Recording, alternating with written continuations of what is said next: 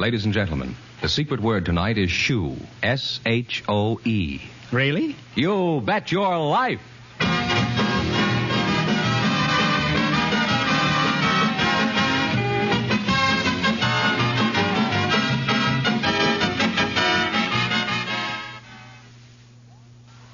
The one, the only... Just a second, I'll see if he's here. Oh, that's me, Groucho Marx.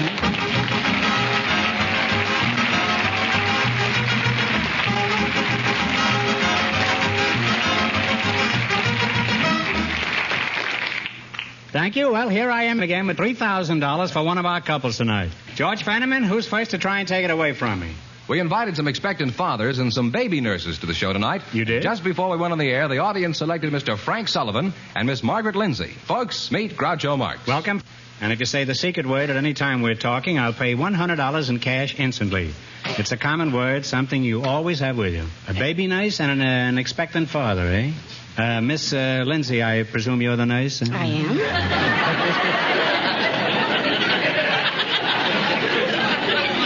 Where are you from, Margaret?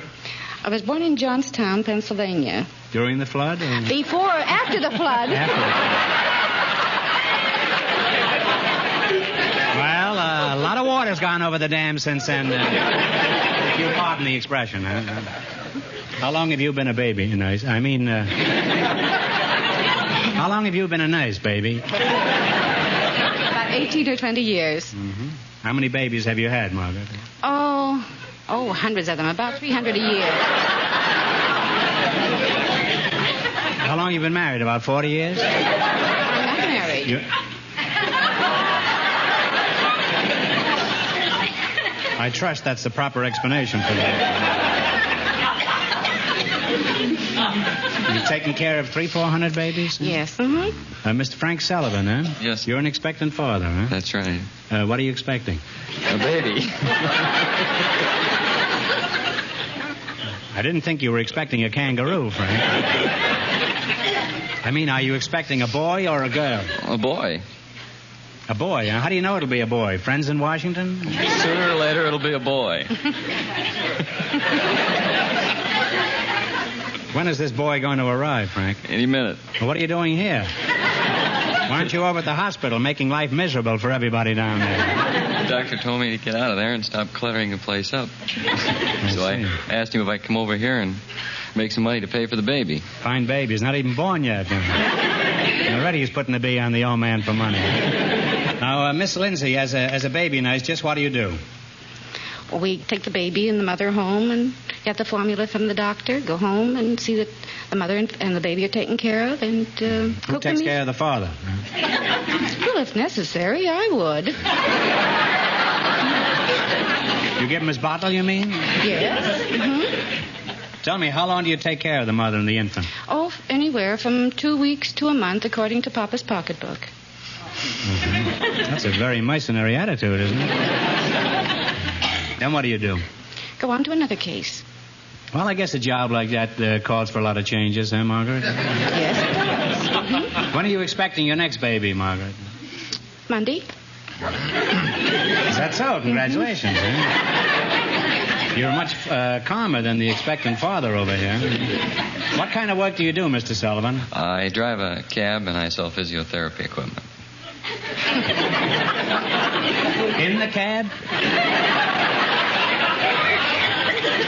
It all depends. If the doctor gets in the cab and I get a chance to sell it to him, I will. But I drive the cab first, and then I sell physiotherapy equipment in the afternoon.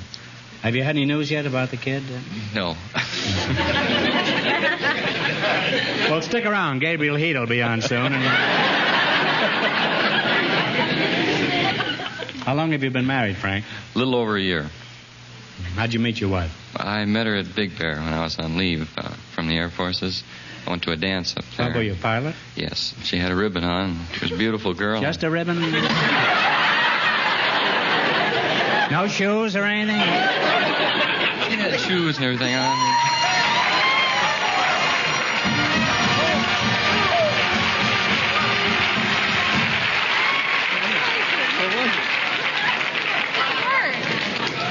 What a jerk I am.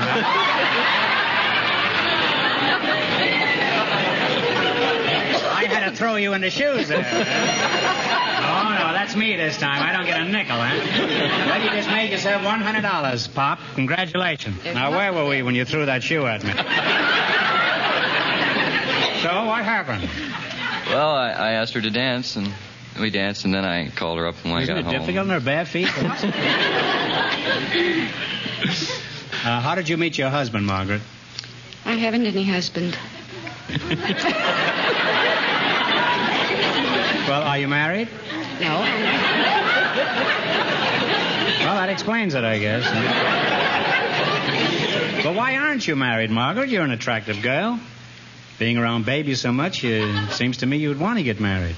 Well, it's this way. All the men I meet are husbands and fathers and... Well, in your job, you just can't get away from the eternal triangles, That's huh? right. By the way, they're not triangles anymore.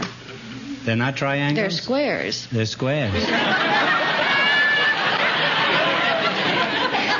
Are you referring to the husbands or the diapers? Huh? And all these years, for the past 50 or 100 years, they've been using triangles. Huh? Bet some kid figured this out. I bet they did, too. At a square dance, I'll bet. Huh? Now, Francis, let's see how much you know about babies. For example, should you pick him up when he cries? If you pick him up, he'll shut up. Who wouldn't, huh?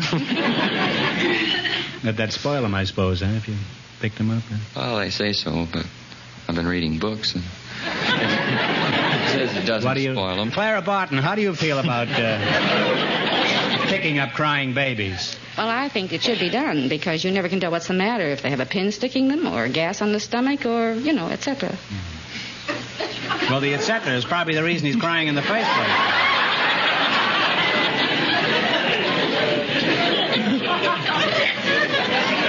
I had gas on the stomach last week. I was at a filling station and the pump fell on me.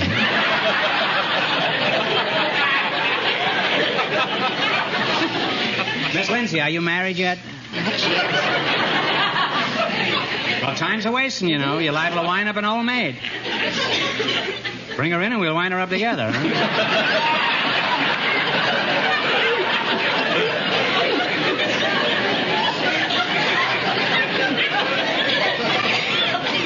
Well, you've been an interesting couple, and I hope you'll both be very happy. Now, in just 1 minute, you'll get a chance to earn $3,000. Right now, listen to this. All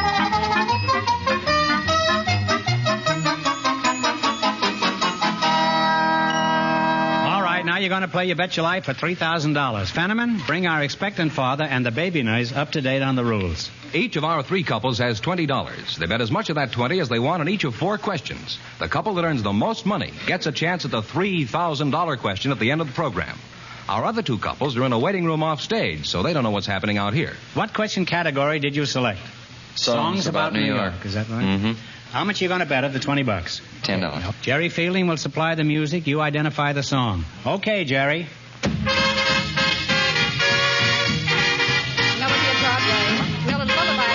Lullaby at Broadway is right.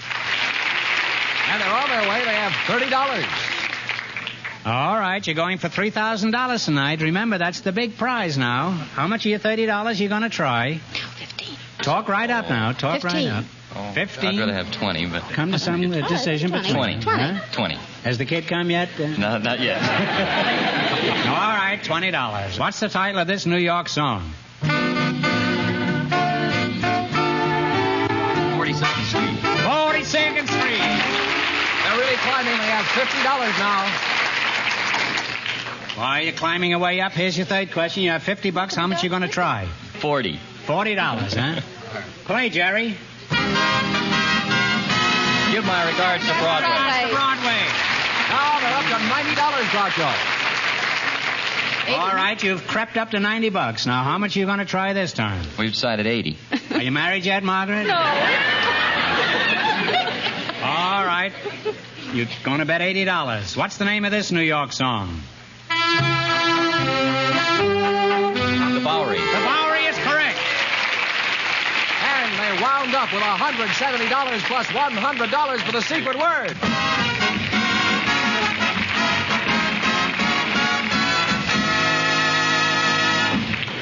Thanks and good luck. Stick around now. You're still in the running for the big question. Groucho, our next couple has been in a waiting room off stage, so they don't know the secret word is shoe. Perhaps they'll say it. Just before we went on the air, our studio audience selected a fix-it man and a housewife. And here they are, Mr. Fred Smith and Mrs. Helen Blair meet Groucho Marx. Folks, we're happy to have you here. And if you say the secret word at any time we're talking, we'll pay you $100 immediately.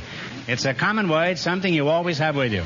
Let's see, a fix-it man and a housewife. Mrs. Helen Blair? That's right. How large a family do you have? I have one child. One child, huh? And what does your husband do for a living? He's a fuller brush man. Front door or back, huh? I think he'd take either. Mr. Fred Smith, you're the fix-it man, huh? That's right. Mm-hmm. Well, just stand there and fix it. I'll be back to you in a moment. Mrs. Blair, how did you meet your husband? Well, I was living on a farm. I was the farmer's daughter. And we had been missing our chickens. So this evening we had our light on. What do you mean you'd been missing them? You were lonely for them? No, they'd been disappearing. Oh. Well, that's quite a difference. We heard this terrible racket in the chicken house, and just as I got to the door of the chicken house, a skunk came out. And that was your future husband? No. I saw this skunk, and I yelled, "Get that skunk!" And this young boy was coming over to see my brother, and he grabbed for the skunk, and I grabbed for it, and we both fell on it. We smelled to the high heavens. Yes. We went back in the house and tried to figure out what to do. But finally, we decided that we should start going out together because nobody else would go with us. Well, that is certainly an unusual romance, Mrs. Are you the fix-it man, Mr. Smith? I am. Now, just what do you fix as a fix-it man, Mr. Smith? Well, I fix lawnmowers, knives, shears, and electric appliances, and what have you. Are you married? Yes and no. That's the way to be.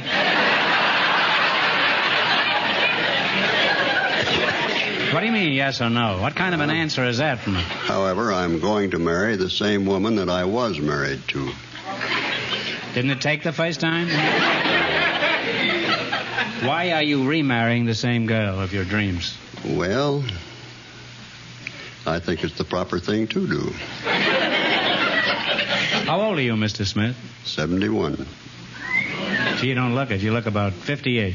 Oh, no. Yeah, oh, yeah. Not many fellas get married at 71. No, they have better sense at that. How did you meet your wife, Mr. Smith? We were kids together.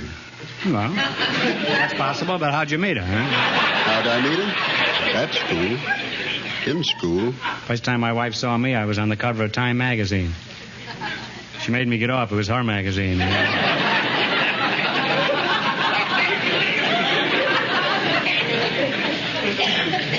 How'd you get to be a fix-it man? Did you start out as a fix-it boy? No, I used to monkey around when I was a kid.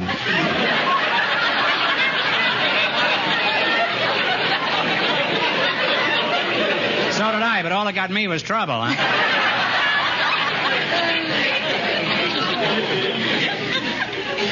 Now, fix-it man, in your job, I presume you run into all sorts of emergencies. What was your biggest mistake?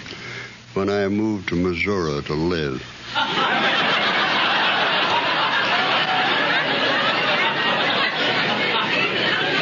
You'll get a letter from Kansas City in the morning.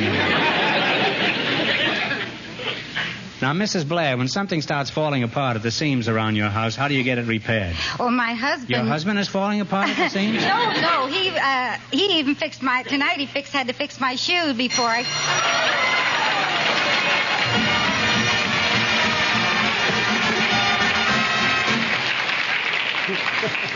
I talk too much. You said shoe, and since that's the secret word tonight, you are now $100 richer. Oh. And here you are. Congratulations. Now, don't bother dropping the other shoe. Only the first one counts. Thank you. Now, let's play You Bet Your Life, the Elgin American game, for $3,000. Run your $20 into more than the other couples, and you get the chance at the big question later. Fenneman's off stage to remind our listeners how much the first couple won. Go ahead, George. The baby nurse and the expectant father won $170. Here we go. Let's see how high I can build you $20. What question category did you select? Name the cloth. Now, here's your first question. You have $20. How much will you try? 15. Now, what kind of material is calico made of? Cotton. Cotton is correct. Off to a good start. They have $35. Well, you've got a flying start. Remember, you're going for $3,000 tonight. How much of your $35 will you try? 30. What kind of material is file? F-A-I-L-L-E. It's a silk, and I believe it's made of Silk is right. You said it, and you win the money. They're climbing. They have $65. Now you've got $65, and here's your third question. How much of the 65 you're going to bet? 60. What kind of material is cretonne made of? Cretonne. Oh, cotton? That's right. They now have $125. All right, here's your last chance to beat the other couples. You have $125. How much are you going to bet? 50. What kind of material is Cheviot made of? Flax. Is that right? I'm sorry, the answer is wool. They wound up with $75 plus $100 for the secret word.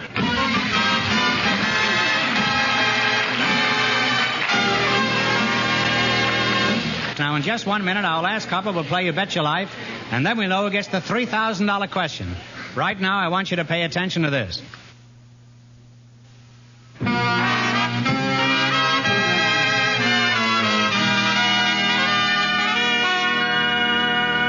Now then, we'll soon know who's going to earn the most money and get the chance at the $3,000 question. George, who's leading so far? Well, the expectant father and the baby nurse are leading with $170. And here's our final couple about to come from their waiting room off stage. They don't know the secret word is shoe. We invited some switchboard operators and some hotel detectives to the show tonight. And just before we went on the air, our studio audience selected operator Matty Weldy and Detective Bob Lowe. And here they are. Folks, meet Groucho Marx. Welcome. If you say the secret word at any time we're talking, I'll pay $100 in cash instantly. It's a common word, something you always have with you. Miss Matty Weldy, is that right? That's right. You're a switchboard operator? Yes, I am. Where are you from, Matty? I'm from Iceland. Iceland? That's right. Looks pretty hot to be from Iceland. Don't be too short.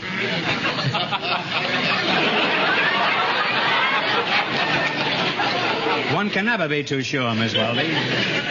Nobody ever seems to be born in Los Angeles. I guess on account of the smog, the stork can't find the chimney. Why do you do your telephone operating? I do my telephone for the Daily News. Have you ever had your lines tapped? Not to my knowledge. Well, keep an eye on Detective Lowe over here. I notice he's looking over your lines right now.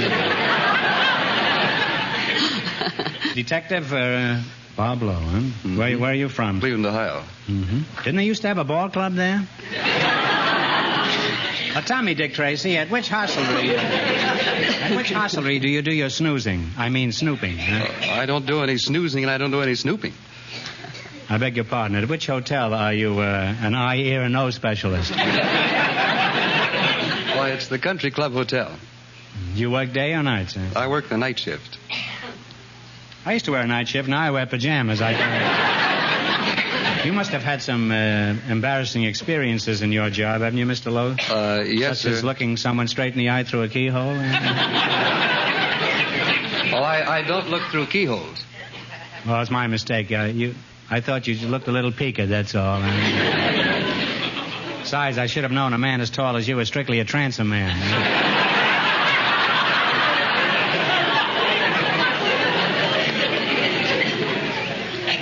Now tell me, Gimlet Eye, do the guests at your hotel ever steal things like towels, linen, rugs, and mattresses?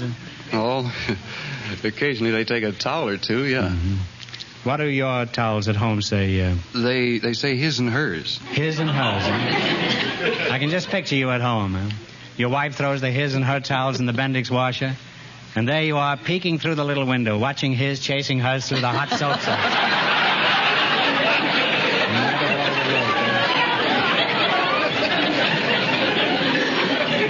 Tell me, Potted Palm, how do you spot a crook in your hotel? Do you use a paintbrush? How do you spot them? Well, when they come in the hotel, we look at them, and if they're nervous and sort of shifty-eyed and jittery. That's me, Groucho Marx. Well, how else can you spot a crook? Say, for example, I was walking through your lobby, and you think there's a chance my suitcase might be filled with silverware. Now, how would you handle it? Go ahead. Well, I'd walk up to you and ask you, can I help you, sir? I'd say, yeah, hold this stuff while I go back and get the twin beds.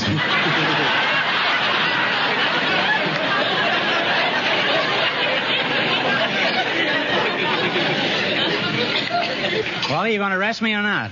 No, I don't think we will, Mr. Marks. You see, we saw you coming in, and we recognized you, so we knew that you weren't a crook and that you were honest. This is the most insulting thing I've heard all day. I'm going to sue you for defamation of character. Now we're going to play You Bet Your Life. And if you can beat our other two couples, you'll get a crack at the $3,000 question. I can't tell you how much they won, but George has gone off stage to remind our listeners. The baby nurse and the expectant father are still ahead with $170. Here we go. Let's see how high I can build you $20. What question category did you select? Movie title roles. That's right. Now, here's your first question. You've got $20. How much are you going to try? About 10. I thought $10. All right. Who plays the title role in I Was a Male War Bride? Gary Grant. Cary Grant is correct. They're on their way, Groucho, with $30. All right. Remember, you're going for $3,000 tonight. How much of your $30 will you try? 20. All right. $20. Who plays the title role in the picture Mr. Soft Touch?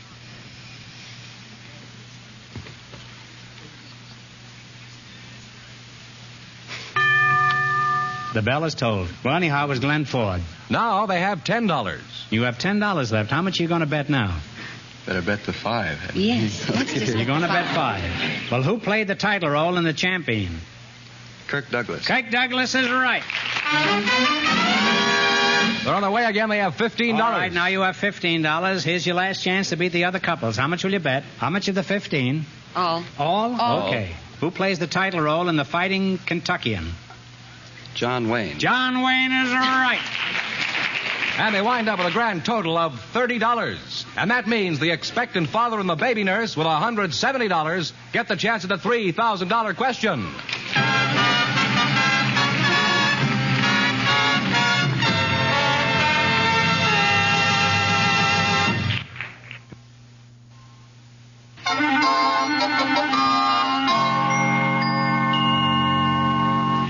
And here's the winning couple, Groucho, the expectant father and the baby nurse. Well, back again to try for $3,000, eh? Good luck. I'll give you 15 seconds to decide on a single answer between you, so talk it over thoroughly. And no help from the audience, please. Put on your thinking caps. Remember your history. George Washington was the first general to become president. Who was the second general to become president? He was the general in the second war the United States had with England.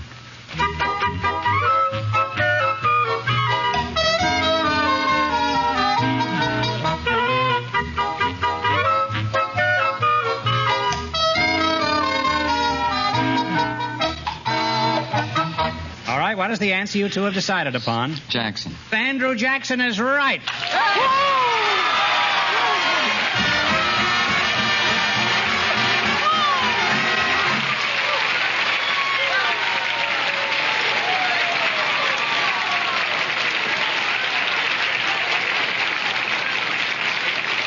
Come on, kid.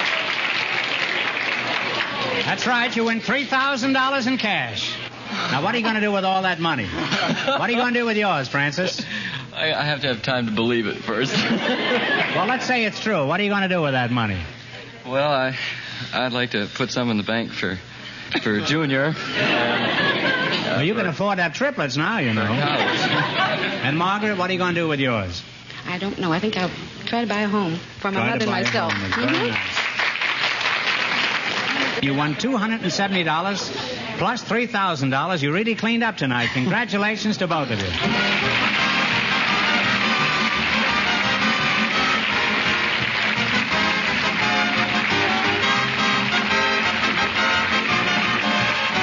You Bet Your Life is a John Goodell production, transcribed from Hollywood, directed by Bob Dwan and Bernie Smith. Music by Jerry Fielding.